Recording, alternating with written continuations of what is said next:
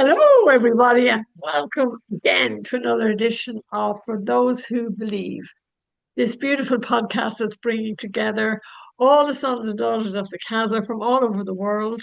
And we are so grateful to Joao de Diaz for bringing us all together in Abidjan in the beginning, way back when. I've known you a long time, Joshua, and you are full name Joshua Inacio, which is very strong, beautiful energy. We love Don Ignacio. And you're in Virginia in America. So the Casa family is spread right across the world. And we are very close because every time you came to Virginia, we always just really resonated with each other, brothers and sisters, and also your groups. Everybody was just so um, together. There was a great sense of recognition of each other. And we were in the heart of Brazil, which was very much cowboy country, and that's where the Casa de Ignacio was. So, how did you end up there, meeting all of us? Which is a loaded question. So you can tell us that now. Wow. Well, first of all, thank you for having me. It's so good to see you. Um, all right. I'm going to go back to July 2007, and I just ended my first long-term relationship. I Wow. tell a lie, it had been ended for me.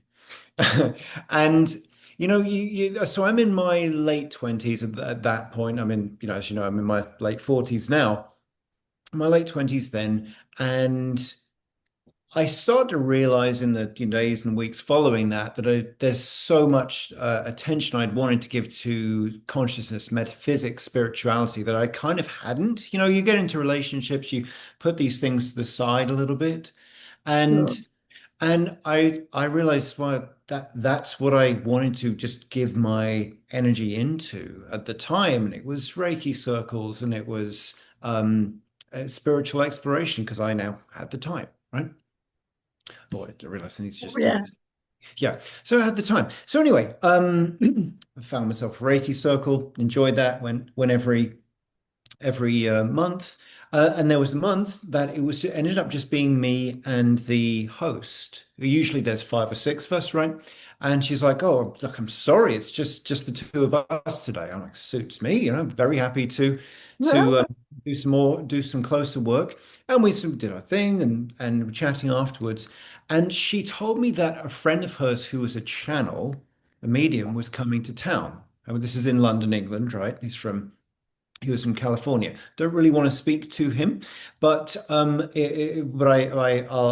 give that person props and say that was my first experience of channeling, and it was a wow. beautiful experience. I now channel myself, and I appreciate Yes. him for that. But so I had an experience with him about 3 weeks after that, and we actually became somewhat friends. And I can still remember the date. So this is still 2007. It was December the 13th, Wow. 2007. No, I need to explain this. I need to explain this. I had literally gone from a meeting where I had sold a business, literally signed the papers, and that was in Surrey in England. Got on the train to London and went straight to a group of his. So like straight literally from that meeting to this group, and on the table was like a piece of paper and it said something about Joao and Casa in Brazil. And I'm like, I have no idea what this is, but I'm going. And that was going to be in March the following year, 2008. And in between those two dates, and you don't know this, but so I said I'm coming. I'm just coming. I don't know what this is, but I'm coming. And over the Yes. course of the next month, my mother joined the trip, and then my father joined the trip. And I'm like, what in God's name is happening right now? I was like, okay, I'm going with this. Um, Around about that time, my then teacher actually gave current. So, Mm. so, so I'd sort of gotten an experience, an experience. I'm not saying the experience, I'm saying an experience. We did that two or three times before actually getting to Brazil in March of 2008, end of March. And I remember the week prior, I got I got so ill, like headaches, vomiting, coming out the other end, And I said to my teacher, what's happening? And he's like, you're Yeah. getting prepared. You're getting prepared for this. And Did you believe him? what's that? Did you believe him? Yeah, yeah, Yeah. yeah. It I was a mean, cleansing. I know. you It's said amazing. your frequency's raising sharply. You're clearing energy for each of the people on this trip. I'm like, all right, all right. Yeah. And arrived in Brazil, coughing and spluttering. When you could still cough and splutter in public. Do you remember Yeah. that? Old you. Yeah. A long time ago. And then got settled in Tuesday, Wednesday morning, and I still remember seeing you, your eyes closed, standing up, and I'm like, who's this? You give I think dutiful props to medium Joao, but I'm like, you are you are more than you would always be the second person I would tell people about. Oh, that's so nice. I'm very much part of the Casa, but I was sent there like yourself. So we're in it together. But thank you. Yeah, thank you. I really feel that, because we are so connected, particularly, I mean, I'm connected to a lot of people with the Casa, but I always felt this very strong connection with you. For some reason, it was ancient, Yeah. is the word. Yeah. Yeah, well, I'll speak to how you and I met because I don't know if I told you this story. So that was 2008, and we can get into it, but in between then and 2015, I brought a few, two or three, four groups. But it's a friend of mine that I met in Cleveland, and he'd come a couple of times. And I think he, I think, I think, and he said to me, as you know, as people do, people say hello to Heather, say hello to Grainne. Us out in the world will say that because it's our connection. You're our connection. So anyway, he was like, oh, say hello to Grainne. I was like, who's Grainne? Because you and I hadn't actually met. We locked eyes, but hadn't met.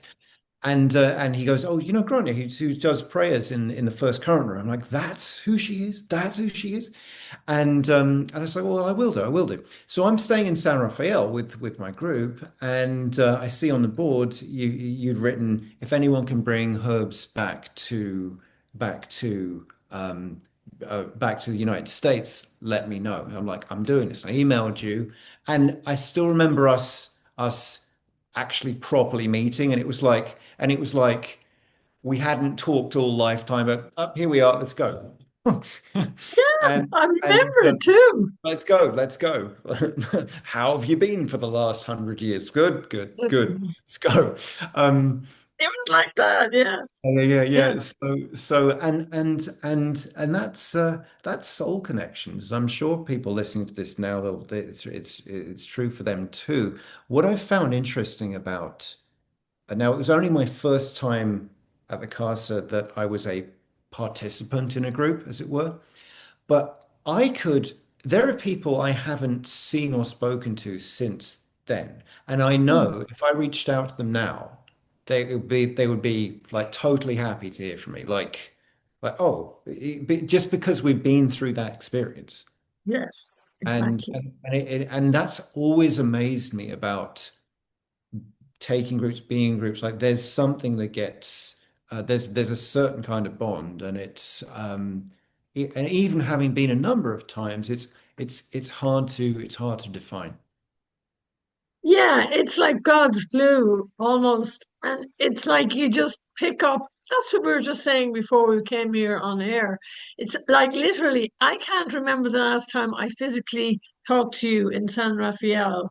I remember the day I talked to you, but it's got to be 8 years now.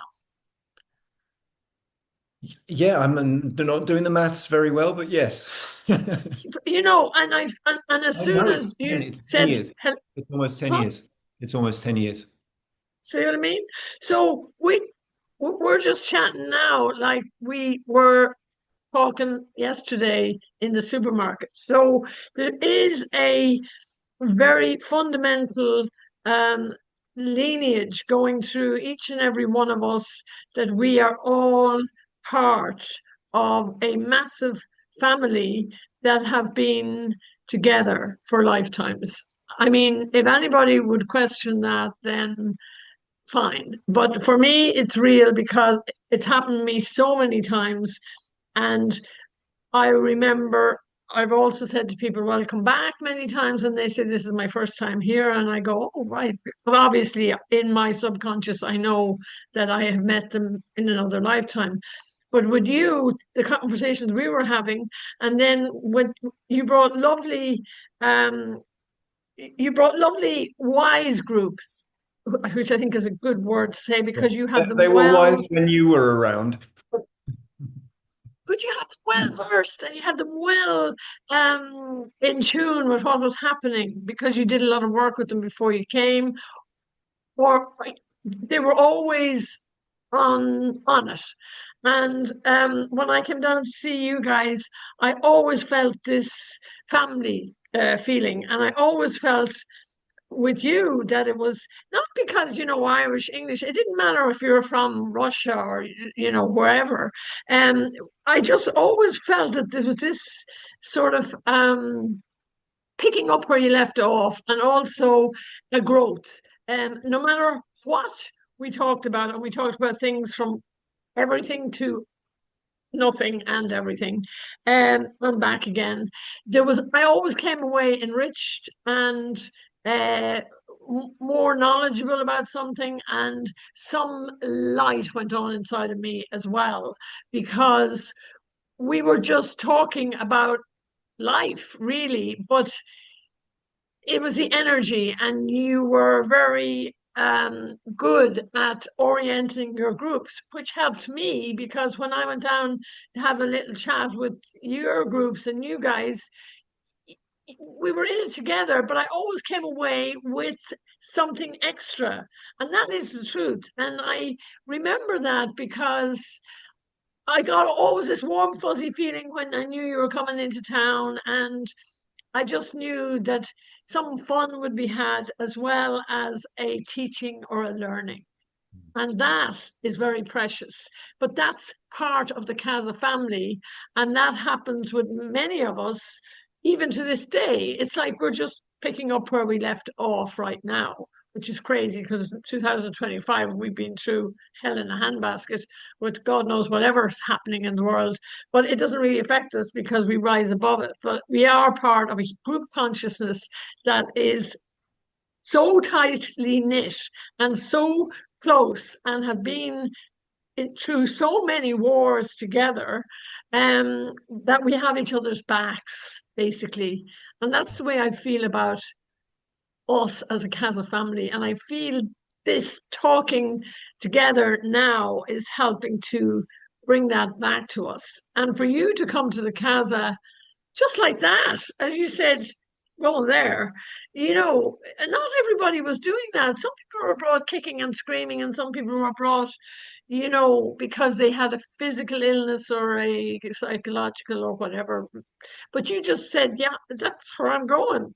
And I went because of my sister, and I thought it was for my sister. So I didn't know what was going on. It took me ages to work it out. I'm still trying to work it out. But I know that when you were there, and your groups always were diverse, Yeah. you had different people who always brought something to the table that was, even if they pushed your, especially if they pushed your buttons, because that's where you really grow. I mean, you can't get on with everybody.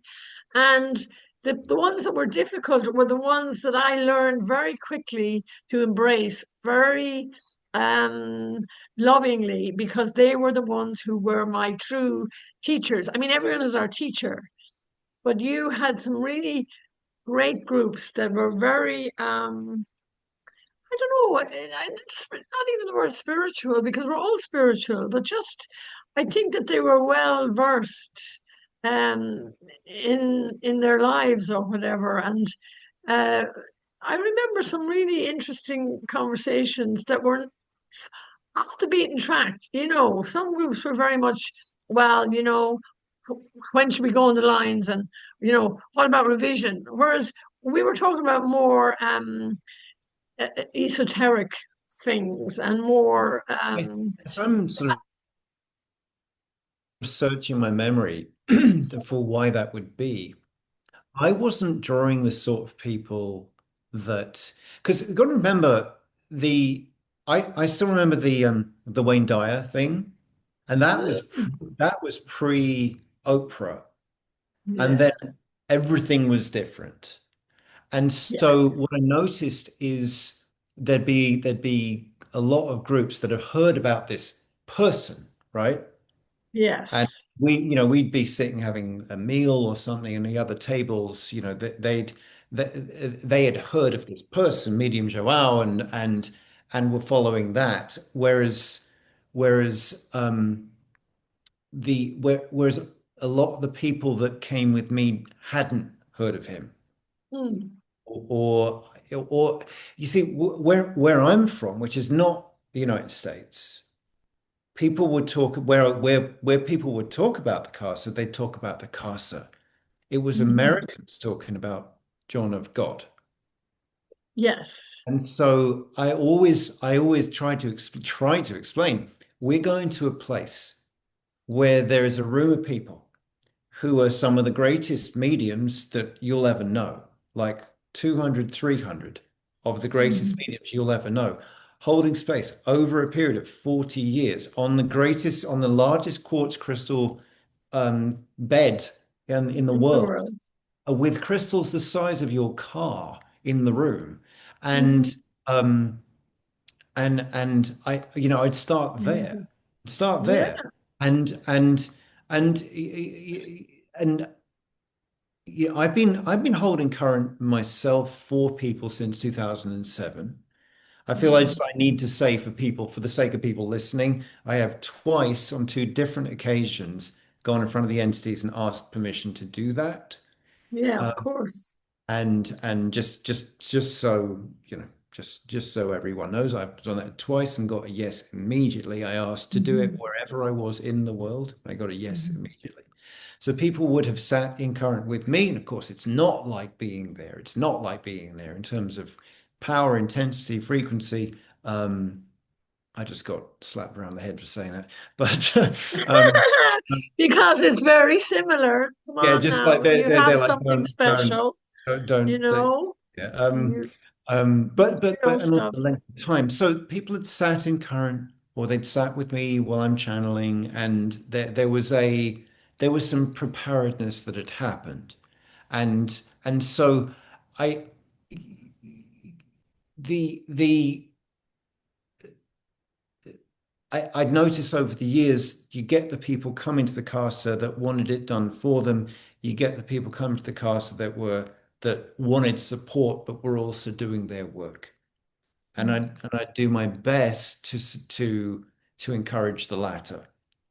And I Yes. wasn't always successful. There were some people I could not get through to. And uh, That's a really interesting thing that you just said there, because not everybody is going to get it, Joshua. And you surrendered into that because you could be still sitting talking to the same people and they still wouldn't get it. That's really good thing to say, because that's the first time anybody's brought that up in this podcast, where yeah, not everybody in the whole world who came there got it, and you had some of those people. So that for you is a huge learning curve, and for them, you can bring a horse to water, but you can't make them no, drink, you know? I know, and I tell you, I've got someone in my head right now, and and I still struggle with it, Grainne. And I remember Yeah. speaking to a couple of people on that trip because this lady she'd let rip at me a bit, and I want to know what have I done? How can I improve? Like take accountability for God's sake, right? Good Um, man. and I'm like, and I'm looking for it. I'm looking for it. I'm looking for it. And I'm like, I can't, I actually can't find what. And like two people were like, let it go. Um, Yeah, you know, you do. really, our job as guide, I feel, is to not just say where to go, when to go, but to help the weave happen. Sorry, tangent, Grainne, but I was just in Ireland, and I took a group there, and it was just amazing. I only got myself one thing. I only got myself one thing. And that was there was just this ring, and you probably recognize Oh, that pattern. yes. But my point Celtic is, design. what really calls to me or calls out to me with this pattern is it's the weave, Mm, right? And so as so above, beautiful. so below, but Beautiful. there's got to be a weaving between. Otherwise, it doesn't happen. And you can It's learn something, you fantastic. can know something, but if you don't integrate it, if it doesn't become you, you can't do anything with it. And so Right. we take people there. We take people there, to you know heaven on a plate, and walls are going to be up and all of that. Um, and but I feel our job is to help people open up to it. And I don't know if any of your guests have said this about you, but I bring a group, and I'm basically dad, right? I'm dad at that point. And I've got like 11 teenagers sitting in front of me like that. And you come along and people would, and you make people laugh, and people can just feel it exuding from you. I've probably got the wrong word, but And, they can just they could hey, use yeah, it's just blasting off you. And I see people go, and I'm like, they'll listen to her. And I know you clocked that a couple of times. And I saw you speaking sideways to the people. yeah, I'm going to say this to you, but I'm actually saying it to you. yeah, Like, yeah, listen, yeah. That's part of my repertoire. yeah, I think it um, comes from comedy, actually. yeah, Yeah, addressing the room, but really nailing a particular issue that needs to be taken on board, particularly by one or two people who I'm not nailing at the same time. right. It's diplomacy.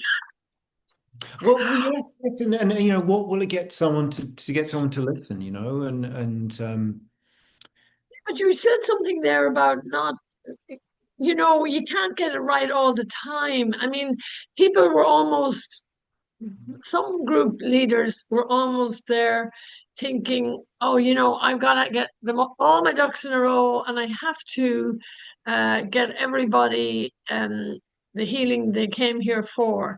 But that was the beauty of you. You were there saying, take me as I am.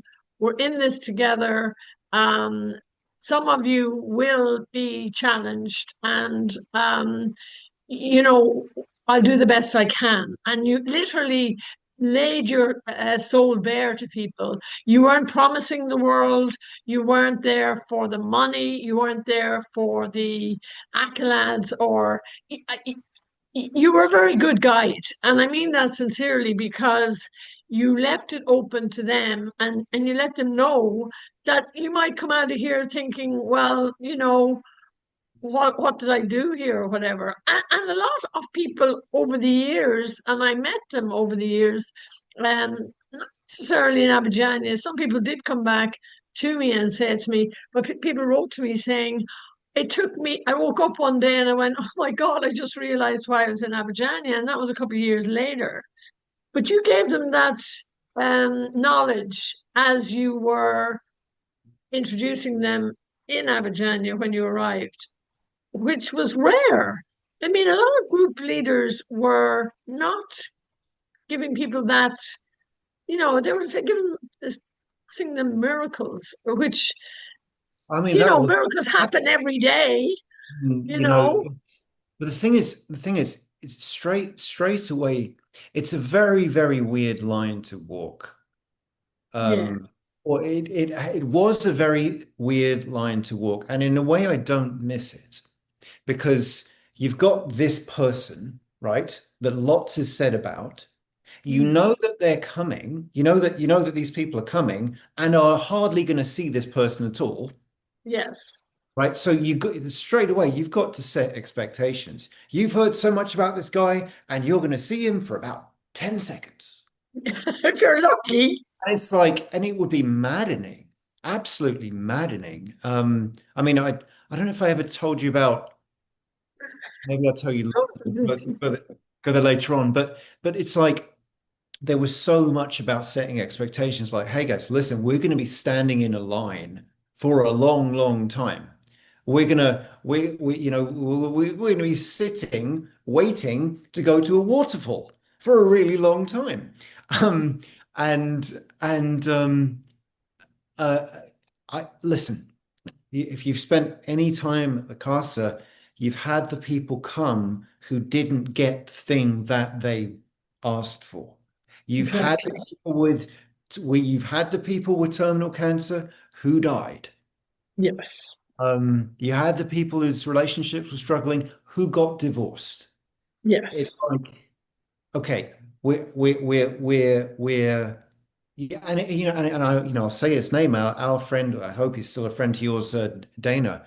We were Hmm. talking about one of these people who Yes. passed, and I said, and I was kind of just still getting to know him at the time, and I said, what do you do? I said to him, what do you do with that? That we got the herbs for her, went through all of this, and she still passed.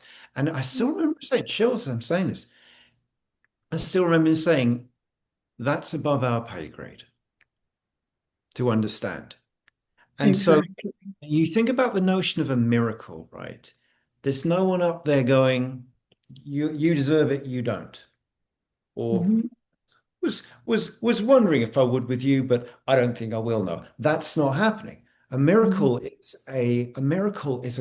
it a miracle is an equation of consciousness, and every single equation balances.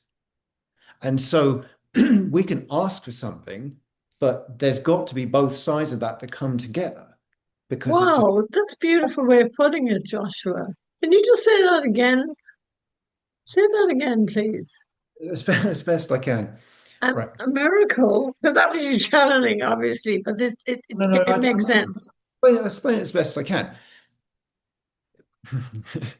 People were looking for a lot of miracles back Well, then, no, all you right. know? So people people ask for miracles like there's someone deciding whether it will happen. Hmm. But miracles are in all things and all times and every time. And what I'm trying to say is that for anything to happen, it's an equation of consciousness, right? Right. Has Excellent. to Excellent. balance. And so for what is given, it has to be received. Yes. Just I could Excellent. feed my kids the best meal in the world. If one of them doesn't want to eat, one of them doesn't want to eat. Yes. And Exactly. and what I found so remarkable about Wayne Dyer all the way back Yes. was not Medium Joao. I was Hmm. like, oh my God, Wayne Dyer was able to receive that? Hmm. And it really changed my perception of Wayne Dyer because I was not a fan of his. Yes. Not a fan of Exactly. his work and not a fan of him as a man. I'm just Exactly. saying, right? But, Exactly. but when I heard and they did the autopsy and he had cleared his body of leukemia. I was like, Yes. His this son told me on a telephone call because I talked to his family afterwards, and his son unequivocally told me that his father did not die of leukemia, and he was completely cured 100% by the entities of the Casa de Dom Ignacio at a distance. how did He this was after never this in the Casa. wasn't He was even in Hawaii. in Hawaii. I thought it was in San Fran, but so you ask for a miracle. You ask for a miracle. Do you have the receptive capacity to receive that miracle? Right. Right, and of course, there's no answer to that question, and that's not a judgment either. Mm. Yeah. Is it Okay. time? If you received it now, could you handle it? Could you hold it? Can you sustain it? Is it integrated? And then we talk about, and a very, very, very dear teacher of mine also, we lost her to cancer in 2012. And she'd been to the Casa, she'd had the herbs, and we'd done proxy, you probably did for her. And Mm. how we always reconciled that. We talk about belief, how we reconciled that is the healing's happening on the other side of the veil. Yes. Which is very simply put. But to Mm. somebody who in their family thinks, well, she went the whole way to Brazil for a miracle and that didn't happen. But then sometimes a miracle is passing over because it's done more gently or for whatever reason. I'm not God. I don't know the mysteries of the universe. I just know that I witnessed an awful lot of incredible, inexplicable healings. Yeah. And I Well, saw physical hands going into bodies without any anesthetic, and I didn't see people screaming. And that psychic surgery is a real thing. I mean, I was standing right there with tumors flying past me, and and I witnessed this, and I'm completely sane. I'm not mad Grania, and I could never talk about it to, I'd say, 80% of the people I met since that. There's only about 20% of the people I know I could even say that to. Even now, this very day, I visited one of my neighbors here, and she's an older woman. I mean, if I started talking to her about some of the stuff I saw, she would throw me out of her house. And I know that because she would say, "You have lost the plot and you're obviously doing drugs or something." So I get the fact that stuff happened that we would classify as miraculous or beyond the veil, that literally there was so much going on. I mean, they lifted the veil the odd time, and I was like, and I didn't even get to say the second word, but and then it was gone again. I mean, they started lifting the veil the more work I did in the Casa, um, and started showing me things, and the more operations I had as well, not only physical, invisible operations, the more they brought me to a place of a higher consciousness where I was actually living on the planet, as we all are, and yet experience it on a higher level of consciousness. And that is not the ego.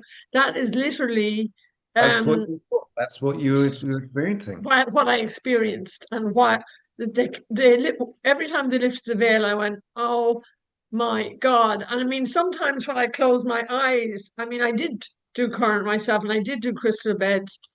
There was a blinding um, Christ light just on the edges. I could never close, like I'd have to actually put on a mask because I have seen the light, that the Christ light, or the light, the consciousness, and it is so hard to explain, and I couldn't turn it off. And for me, that was a blessing.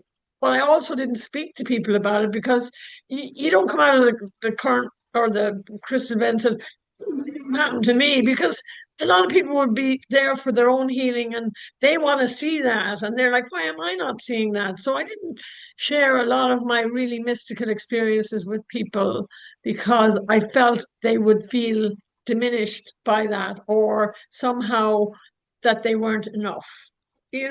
Like, I did give a lot of talks to people, but I was very careful about what I said because there were a lot of terminally ill people who were looking for their physical miracle, and their families were expecting a physical miracle, like my sister. And when she did pass away in 2016, there was a question mark over, where is your God now, Grania? But I Right. knew she was liberated, and I knew there was a bigger, huge, gigantic, universal consciousness out there that is so immense that we are tiny. We're smaller than ants. So I could really get my head around that or get myself around that, my whole being. But that's what I learned at the Casa. Otherwise, I mean, if that happened in 2003 when I went there first, I would have just probably taken an overdose or whatever.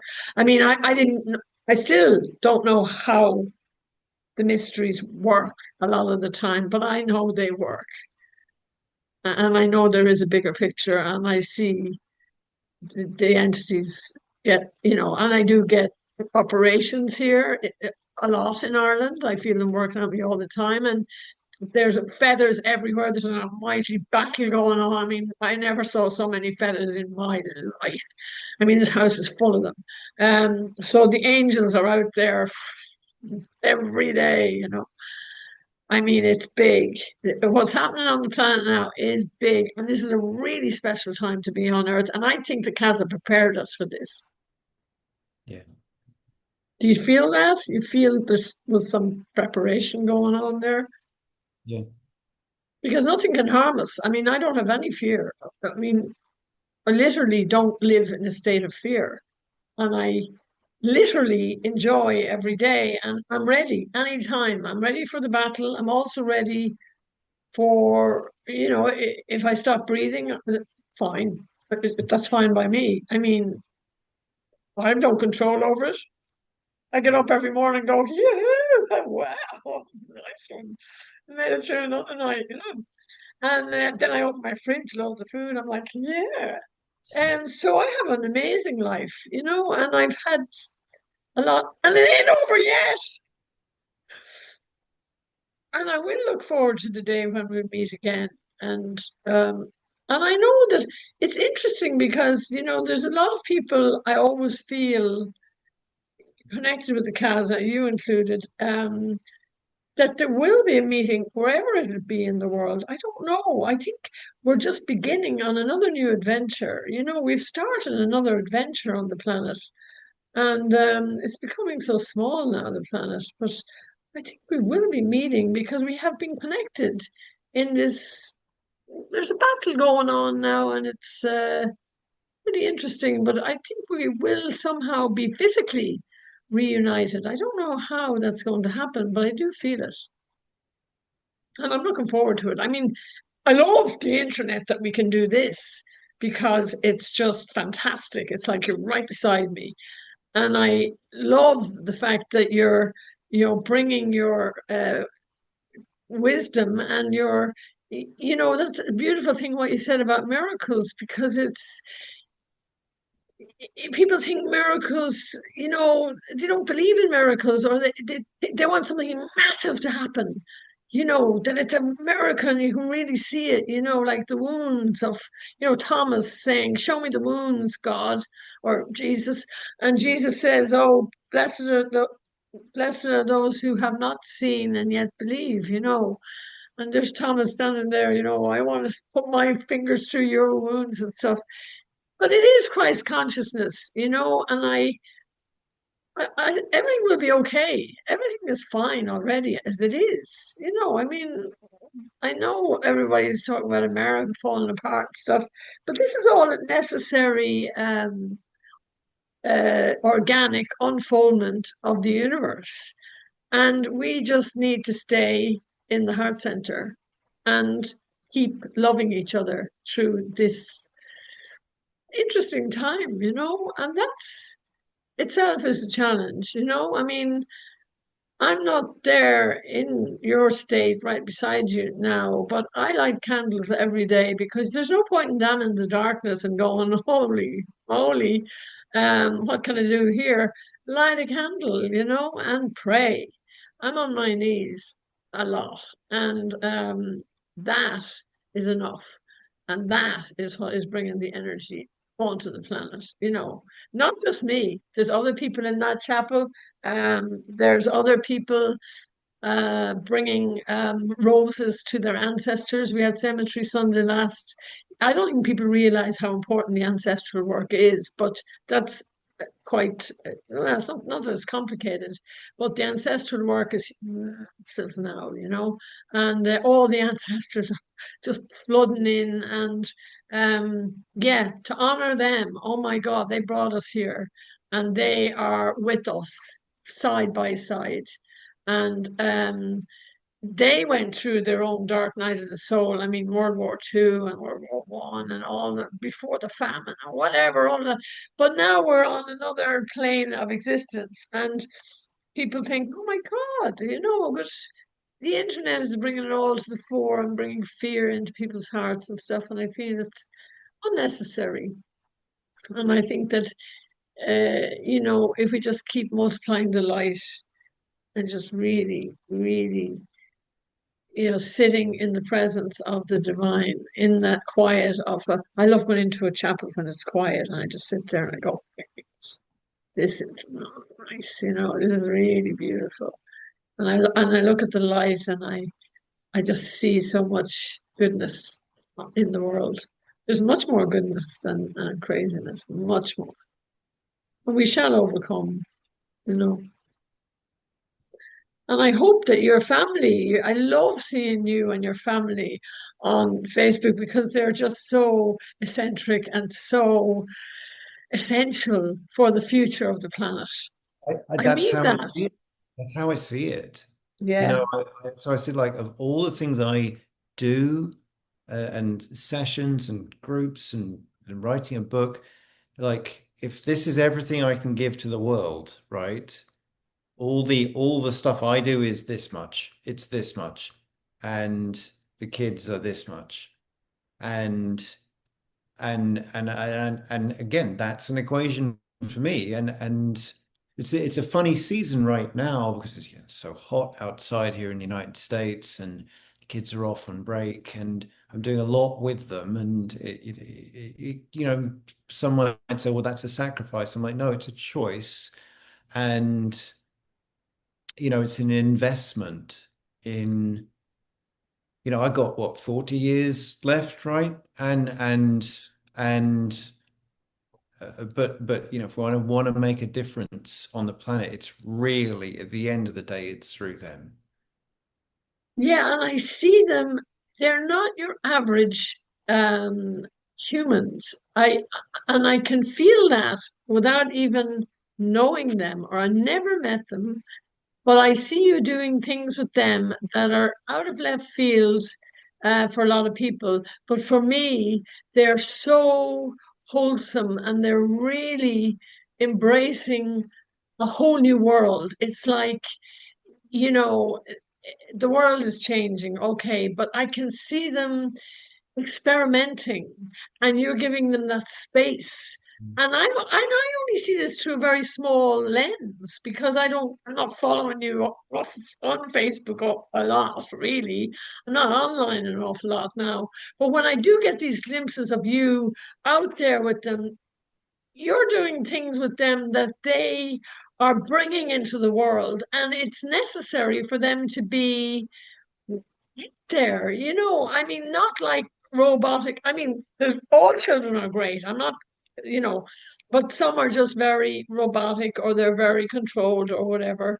But yours are very adventurous, let's say, and you encourage that in them. And this is the world I want to live in. And this is the world, like I've never had been blessed with children. God only knows, I just forgot, or I was too out of it, or God, imagine, I left the baby on the bus, sort of thing. You, you, Um, you, I, you've had I was about never meant to be. 30,000 children, if I can. Children all over the world, and I also am a child myself, so that's maybe why I tune into your children's energy because I'd love to have had a dad like you. My father was quite conservative, and he was great. Solomon, he was fantastic, very wise, and just sat you down if you did something bananas crazy. He'd sit you down and say, "You're not going to do that again now, are you?"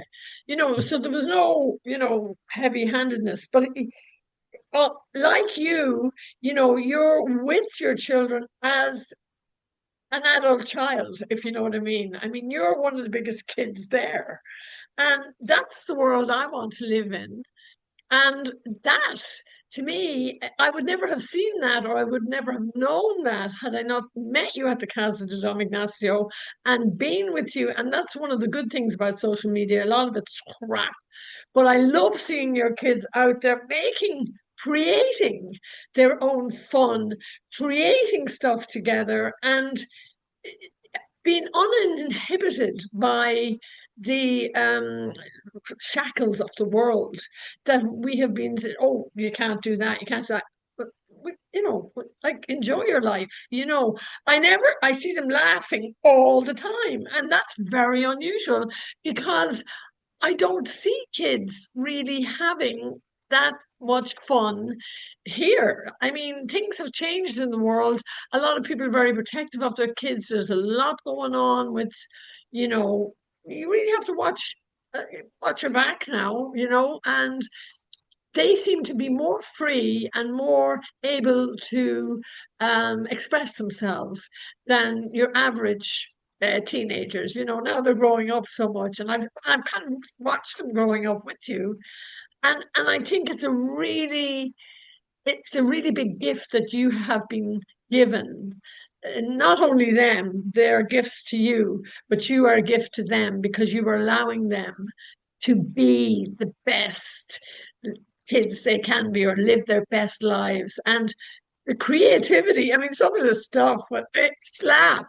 I think it's so unusual. And I wish for every child to be able to experience that freedom of expression, and that's what I see when I see your ones. They just and a lot of fun. There's no maliciousness, it's fun. It's like the way when we were growing up, we had a very carefree existence, which I think has been taken away from children. I never see them scrolling on phones and stuff, and I'm sure they do that occasionally. But we grew up without any of that stuff. And I'm sure they do that, but when I see them, they're out being warriors and on chariots, homemade chariots, and Well, I diving don't off take cliffs. pictures of them when they're punching each other.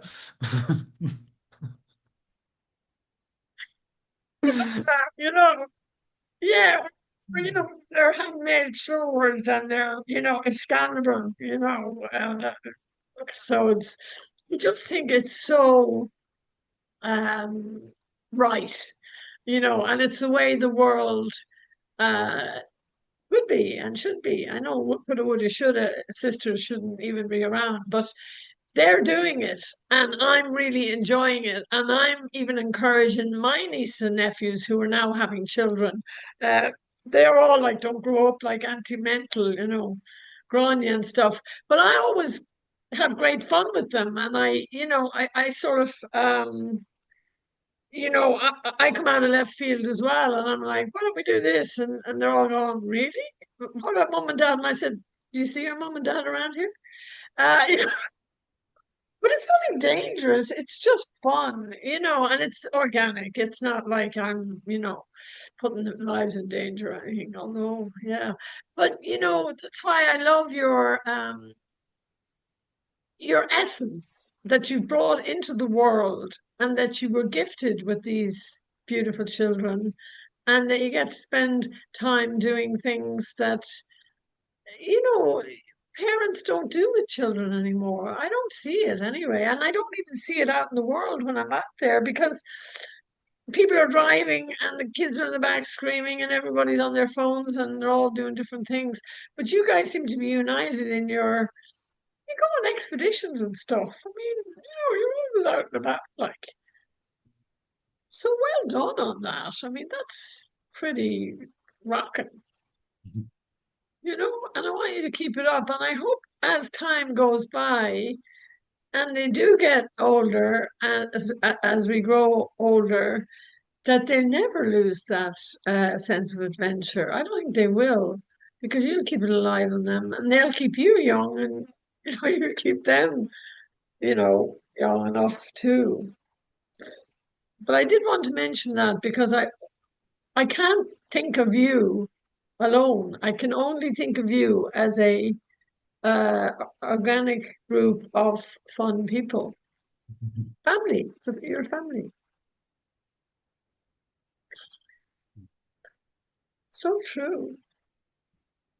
Anyway, is there anything you'd like to say before? We're nearly up to an hour. Can you believe that we've just gone through that? And it's like, you know, we've covered a lot of really beautiful um, stuff. I mean, the Casa has brought that to us, but it's also, um, our connection is very strong. You know, even though we don't see each other, it doesn't matter. Like physically, you're in my heart. That's where you live, and that's enough. And I will defend you and your family, and I will pray for you because we all need that extra special, um, especially now as we're coming into this, Yeah. sort of every day there's some new drama, but I don't get pulled in at all now. I'm very centered, really, but that came with a lot of That's work. that's earned. That's earned. Yeah, that's earned, and the Casa brought me that. I mean, I if I hadn't gone to the Casa in 2003, I would definitely be dead. Well, I'd probably be reincarnated actually. But the Casa did save my life and did bring me this sense of great peace and not to get involved in the drama, which Vipassana helped me a lot too. But I think it was the Casa that really cemented that, and the people like you that I met who nourished my spiritual growth, and who acknowledged, the work that I was doing, and also it was a two-way street. We were working together. There was never any me, us and them, really. We were working side by side at the cold of, like, we were out there. We're still out there. I mean, the Casa energy is phenomenal. And no matter where you are in the world, it's there. I mean, you don't even have to have even one crystal in your house. I mean, I have a pile of them here, and I have a big, huge triangle behind me, and a crystal bed. It doesn't matter. it's From the more. Casa is rocking. I mean, I have a rosary beads around my neck, and they're just popping. And everything that has come from the Casa has, you know, incredible high energy, and it's all about protection and love and peace and harmony, and it's there. It's not going anywhere. There's no the Casa lives within us. It's not really a place. Okay, there is a place called the Casa in Abidjan, and people feel a need to go there now, and it's great. But it lives in your heart. You can close your eyes and just connect with that energy, as That you was know. that was the invitation or whatever the when I requested to become a guide, Mm. and I think it was Ricardo actually that gave me this look and said this is a responsibility, and not those were the days, you Yeah. know when they actually, sorry, but Yeah. those were the days when things were just given more reverence, right? And he looked me in the eye, he said, "This is a responsibility." And I can't remember how it was said, but I understood that to be a guide, to be a son or daughter of the Casa, wherever you are in the world, if they need to use you, you are Exactly. yours, you are theirs to be used. If I'm on the London Underground, if I'm in an airport, if I'm sitting here by myself, if they need to use me, they use me. And and I think for me that you have to break the perimeter of the casa in the street in Abidjania to understand Mm. that. I'm a guide Mm. if I had never returned again. And I Mm. know they say bring a group every year. It's like, that's we Mm. had those conversations with the entities and so on. And it's like, do you remember Ida? Do you remember Ida down the street a long time ago? From So she, Australia. that's right. So Yeah, I she's still know there.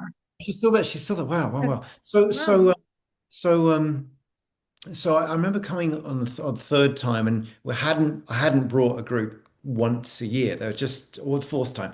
It just stuff had happened, and it had been more like 14 months, 15 months, 16 months, and and and I said, "Yeah, I don't want to be like one of these people that's going around the world saying I am a guide of the Casa," and she goes, "Yeah, but you're not one of those people."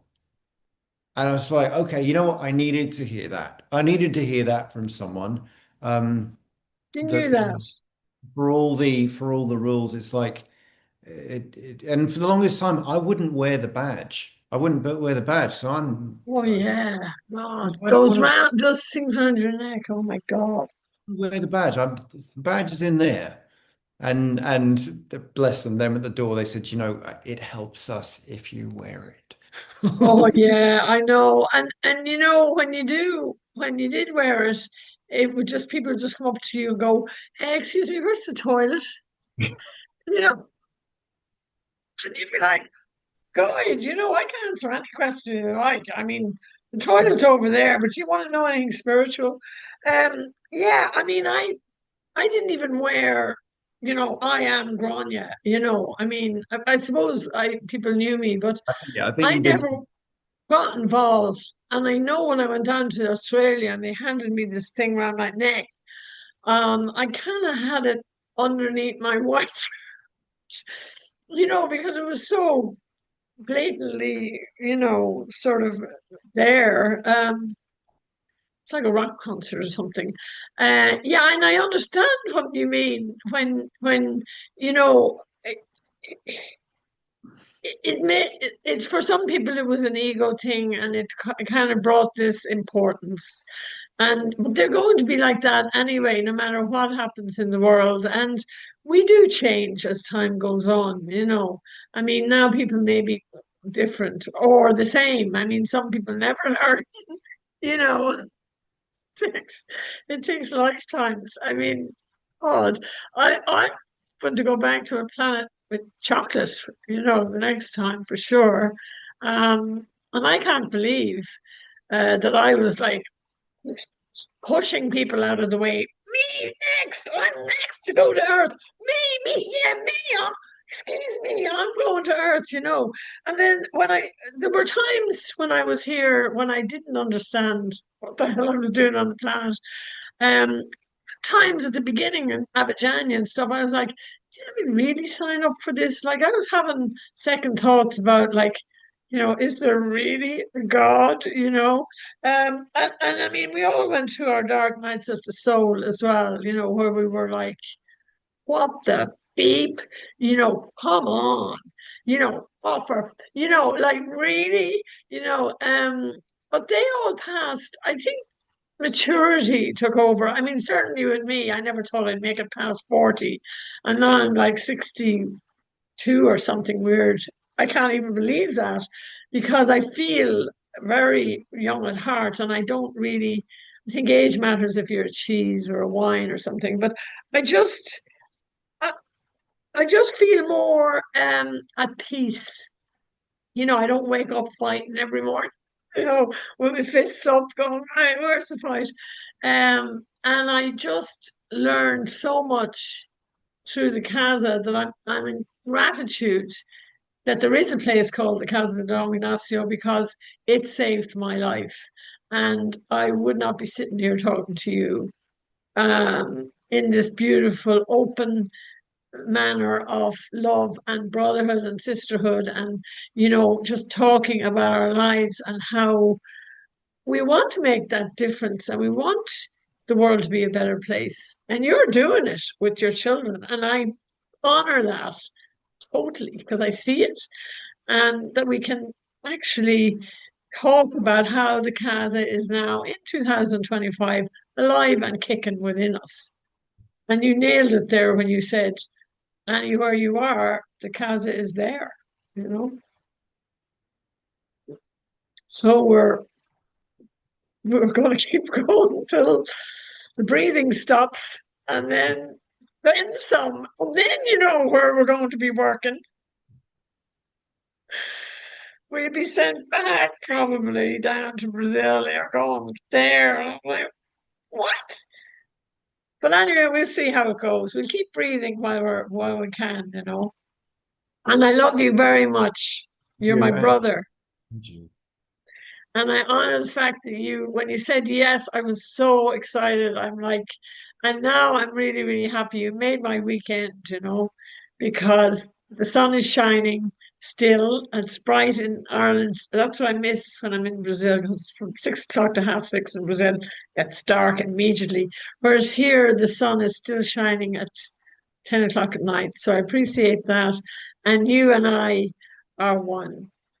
So thank you very much. And that's a beautiful way to end our podcast. And thank you for doing this, because I know people will be going, oh my God, yeah, you nailed it there now many times. You had a lot of nails. You had more than five. So how many did Jesus have? Five? Oh, and a cross. Like as if things weren't bad enough, the nails and then the cross is what? The cross? Oh, okay. I'll take that too. I tell you, he was some cookie. He's my fave. Okay, we'll talk soon, darling. And thank you. I Let me know mean that. if this is up for watching. Oh, Yeah. to what?